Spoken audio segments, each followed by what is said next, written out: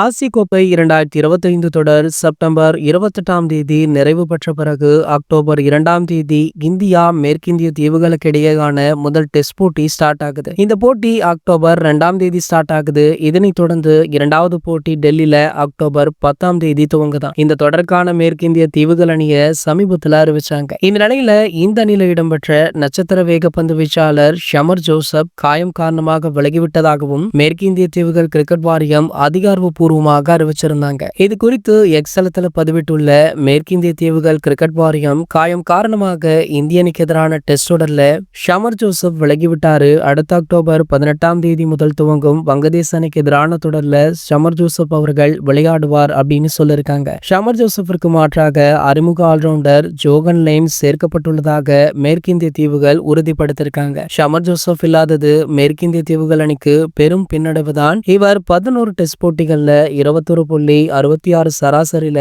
51 விக்கெட்டுகளை வீழ்த்தியிருக்கார். அதாவது ஒரு போட்டியில சரியாக 4 விக்கெட்டுகளுக்கு மேல் எடுப்பத புள்ளி விவரமாக தெரியுது. எக்கானமியுமே 3க்கும் பக்கத்துல தான் இருக்கு. இதனால ஷமர் ஜோசப் இல்லாதது அந்த அணிக்கு பெரிய அடியாக இருக்கு. இதனடுத்து பாத்தீங்கன்னா இந்திய அணியுடைய 11 அணி கூடிய விரைவிலேயே அறிவிக்க இருக்காங்களாம். கடந்த டெஸ்ட் போட்டியில விளையாடிய அதே 11 அணி இருக்க வாய்ப்பு இருப்பதாக சொல்லப்படுது. இருந்தாலுமே பிசிசிஐ அதனை அதிகாரப்பூர்வமாக அறிவித்து விட்டால் ரசிகர்களுக்கு மகிழ்ச்சி தான். இது போன்ற செய்திகளை பற்றி நீங்க உடனே தெரிஞ்சுக்க நம்ம சேனலை மறக்காம சப்ஸ்கிரைப் பண்ணிக்கோங்க.